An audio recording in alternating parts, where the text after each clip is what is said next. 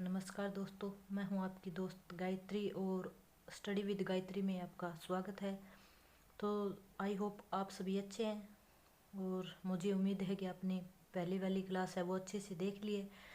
तो है ना, पहली वाली क्लास में हम कर रहे थे कि जो समाज शास्त्र है उसका हमने मीनिंग, डेफिनेशन और नेचर कर लिया था। अब है ना, उसके फर्स्ट यूनिट के कुछ सब टॉपिक्स यानी कुछ डाटा रहा है वो आज हम कर लेते हैं। तो अब हम करेंगे कि समाजशास्त्र की वास्तविक प्रकृति। बिर्स्टेड ने एक पुस्तक लिखी है the social order. The social order में बिर्स्टेड ने क्या कहा है कि समाजशास्त्र है वो सामाजिक विज्ञान है, अमूर्त विज्ञान है, यानी इसको हम केवल महसूस कर सकते हैं। विशुद्ध विज्ञान है, सामान्य विज्ञान है, निरपेक्ष तथा वास्तविक विज्ञान है, सामान्यकरण साइंस है, तार्किक एवं अनुभव सिद्ध। यानी अगर ये विशेषताएं किसी समाज में है तो वो वास्तव में क्या है, समाजशास्त्र है। यानी सामाजिक समाजशास्त्र क्या, एक सामाजिक विज्ञान है, उसको क्या है, वास्तविक जीवन में है ना जिया जाता है, तो वो क्या कहलाता है, समाजशास्त्र कहलाता है। तो अब हम देखेंगे कि समाजशास्त्र का अन्य सामाजिक विज्ञानों से संबंध। तो विज्ञान को है ना दो भागों में बांटा गया, एक तो नेचुरल साइंस और एक सोशल साइंस। नेचुरल साइंस में वो सब्जेक्ट आते हैं जैसे फिजिक्स हो गया, केमिस्ट्री हो गया, जूलॉजी हो गया, बॉटनी हो गया। और वहीं सोशल साइंस में इकोनॉमिक्स हो गया, सिविक्स हो गया, फिलोसफी हो गया, साइकोलॉजी हो गया, हिस्ट्री हो गया, जियो हो गया, पब्लिकेट हो गया। तो इनका है ना समाजशास्त्र के साथ क्या संबंध है। बोन्स तथा बेकर ने क्या कहा है कि समाजशास्त्र अन्य विज्ञानों की न तो दासी है और न ही मालकिन, बल्कि क्या है, उसकी बहन है। क्या है, उनकी बहन है। यानी हम समाजशास्त्र को एक श्रेष्ठ सभी विज्ञानों से ऊपर भी नहीं रख सकते और न ही है ना उसके हम दास बना सकते, बल्कि ये उनका एक साझा रूप है। तो समाजशास्त्र का है ना अर्थशास्त्र के साथ क्या संबंध है। जैसे हमारे समाज में क्या है, इकोनॉमी का इम्पैक्ट हम पर पड़ता है। जैसे महंगाई बढ़ गई तो क्या हो गई, हमारे खर्चे बढ़ जाएंगे, गरीब और गरीब हो जाएगा। और अगर महंगाई कम हुई तो क्या है, हमारे पास कुछ पैसे बचने शुरू हो गए। तो क्या कहते हैं कि अर्थशास्त्र का हमारे समाज पर प्रभाव पड़ता है। तो अर्थव्यवस्था का है ना हमारी जो समाज है उस पर प्रभाव पड़ता है। तो इन दोनों का जो अध्ययन है ना वो समाजशास्त्र के अंदर किया जाता है। यानी समाजशास्त्र का अर्थशास्त्र से गहरा संबंध है। समाजशास्त्र तथा राजनीति शास्त्र, यानी समाजशास्त्र का राजनीति शास्त्र से भी संबंध है। कैसे, जैसे हमारे समाज के अंदर राजनीति में क्या उथल पुथल हो रहा है, किस प्रकार से सत्ता परिवर्तन हो रहा है, इसका प्रभाव क्या है, समाज पर पड़ेगा। और इन्हीं जब इनका प्रभाव समाज पर पड़ता है या समाज का राजनीति से क्या संबंध है, इनका अध्ययन समाजशास्त्र के अंतर्गत किया जाता है। समाजशास्त्र तथा मानव शास्त्र, मानव शास्त्र में आदिम समाजों का अध्ययन किया जाता है, तो वही समाजशास्त्र में आधुनिक समाजों का अध्ययन किया जाता है। तो समाजशास्त्र का मानव शास्त्र के साथ भी गहरा संबंध है। अगस्टे काम्टे ने सामाजिक व्यवस्था को 3 भागों में बांटा है। कौन कौन से, धार्मिक व्यवस्था, वैज्ञानिक व्यवस्था और तात्विक व्यवस्था। तो इसी के साथ है ना दोस्तों हमारा पहला यूनिट है ना समाजशास्त्र का वो कंप्लीट हो गया है।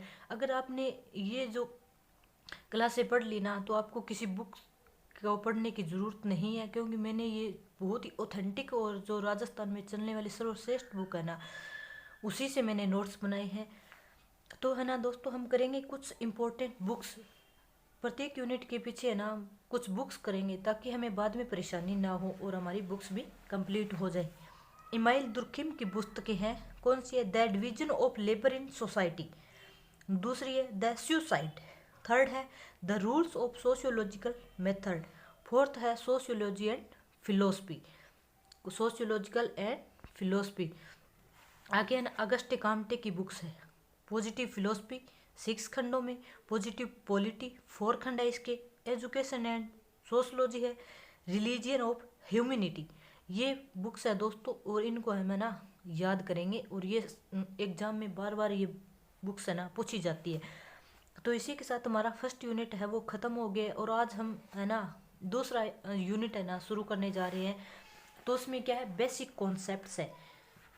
तो बेसिक जो कॉन्सेप्ट है जैसे सोसाइटी हो गया, ग्रुप्स हो गया, ये है ना इसके अंदर कुछ सब टॉपिक्स हैं। तो आज हम करेंगे पहला जो है ना बेसिक कॉन्सेप्ट, सोसाइटी।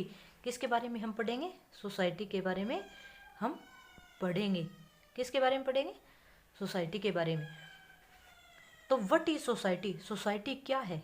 किसी भी संगठित समूह को समाज कह दिया जाता है। क्या कह दिया जाता है? समाज कह दिया जाता है। साधारण शब्दों में हम कहें ना तो क्या कहता है, अगर कोई समूह है तो उसको हम समाज कहेंगे। जैसे कि आर्य समाज हो गया, ब्रह्म समाज हो गया, प्रार्थना समाज हो गया, जैन समाज हो गया। समाज का प्रयोग कुछ व्यक्तियों ने समूह के रूप में किया है, तो किसी ने समिति के रूप में किया है, तो कुछ ने संस्था के रूप में किया है। यानी अगर ग्रुप ऑफ मेंबर या ग्रुप ऑफ पर्सन्स है ना, उनको क्या कह दिया गया? समाज कह दिया गया। तो अब हम पढ़ेंगे कि समाज का अर्थ क्या है। वास्तव में समाज है क्या? समाज शास्त्र में समाज पद का प्रयोग विशिष्ट अर्थ में किया जाता है, यानी कि एक विशेष अर्थ में किया जाता है।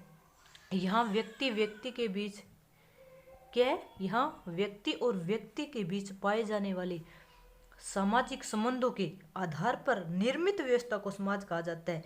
यानी जब व्यक्ति अपनी आवश्यकताओं की पूर्ति के लिए आपसी अंतःक्रिया और सामाजिक संबंध स्थापित करते हुए कुछ क्रियाएं और प्रतिक्रियाएं करते हैं, तो इन सब से मिलकर बनने वाली व्यवस्था क्या कहलाती है? समाज। यानी हम समाज उसी को कहेंगे जिसके अंदर आपसी अंतःक्रिया हो, आपसी संबंध हो, उनको हम समाज कहेंगे, ना कि ग्रुप ऑफ मेंबर को हम समाज कहेंगे। और सामाजिक संबंध किस प्रकार के? जैसे पति पत्नी के संबंध हो गए, माता पुत्र के हो गए, भाई बहन के हो गए, नौकर मालकिन के हो गए, गुरु शिष्य के हो गए, इनके बीच आपसी संबंध पाए जाते हैं।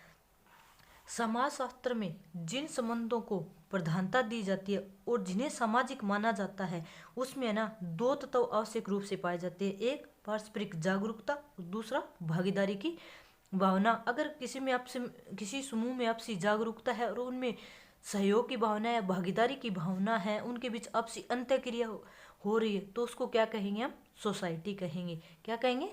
सोसाइटी।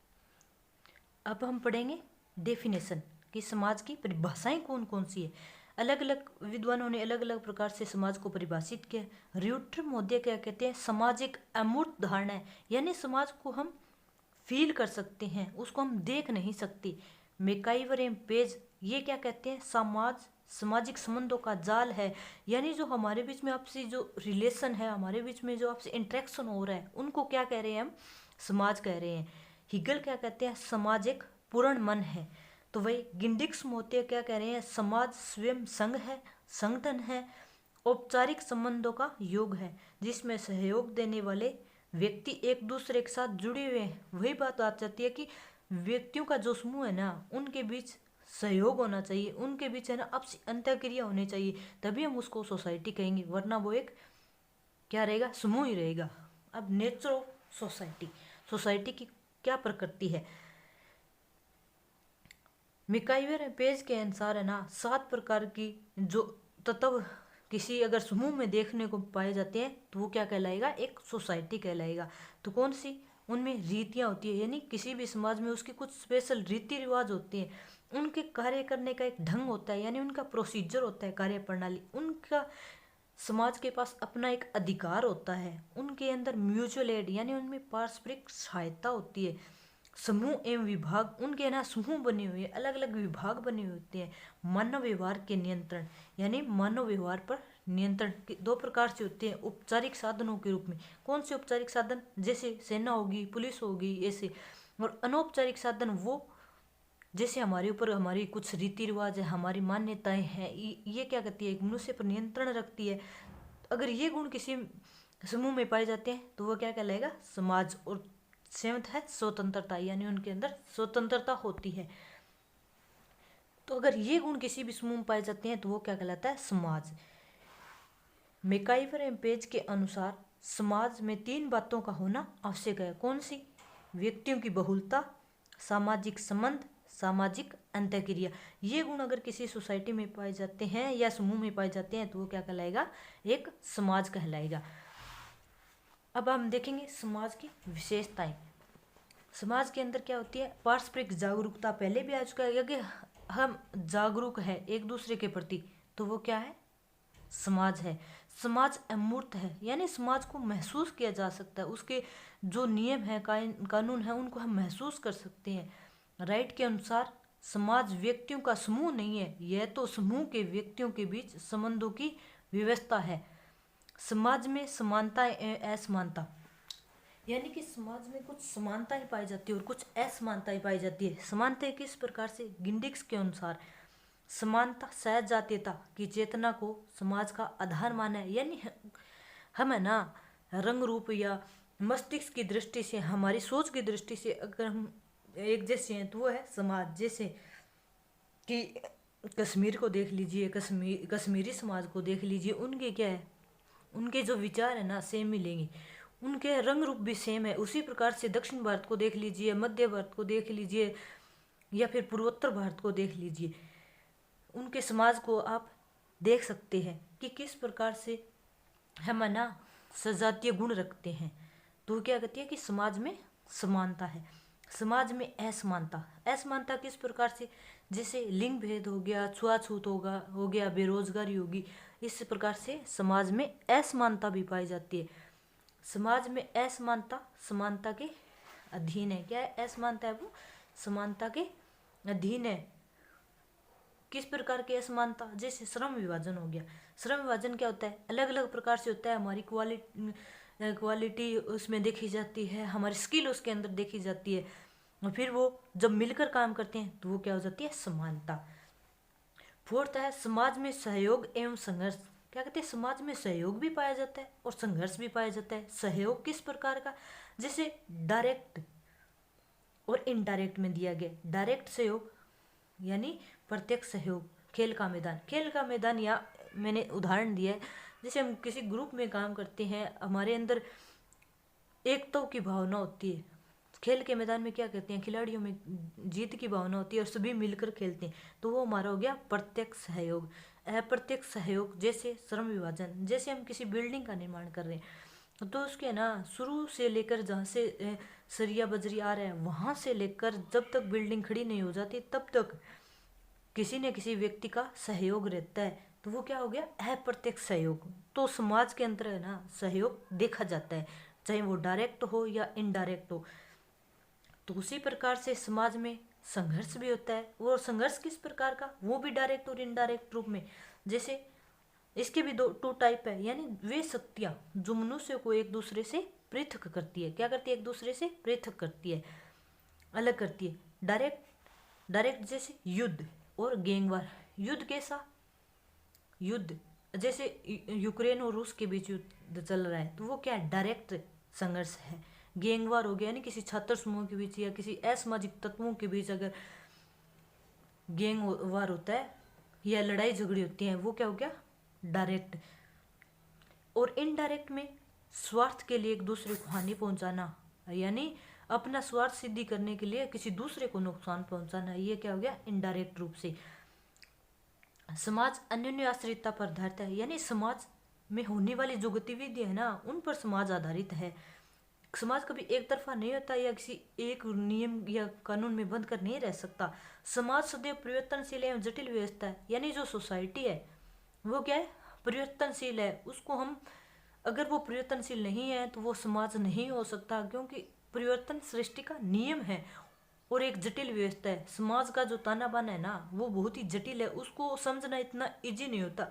हमारे समाज को देख लीजिए, जैसे हमारा राष्ट्र है उसके अंदर हिंदू मुस्लिम सिख ईसाई आप सब रहते हैं, लेकिन फिर भी है ना हम एक दूसरे को इतना इजी से समझ नहीं पाते। क्यों? कहती है ये इसकी एक विशेषता है, यानी समाज के अपने आप में एक जटिल है। समाज मनुष्यों तक ही सीमित नहीं है, यानी कि समाज केवल मनुष्यों में ही नहीं पाया जाता बल्कि पशुओं में भी पाया जाता है। पशुओं में भी क्या होता है कि समाज है वो पाया जाता है। तो फिर एक डेफिनेशन है बार बार एग्जाम में पूछी जाती है मैकाइवर एम पेज की, जहाँ कहीं भी जीवन है वहीं समाज है, यानी जहाँ जीवन है वही समाज है। चाहे वो जीवन पशुओं का हो, पेड़ पौधों का हो, मनुष्य का हो, जहाँ जीवन है वहाँ समाज है। तो दोस्तों आज हम इतना ही पढ़ेंगे और हम आगे वाले लेक्चर में देखेंगे। Thank you, bye bye.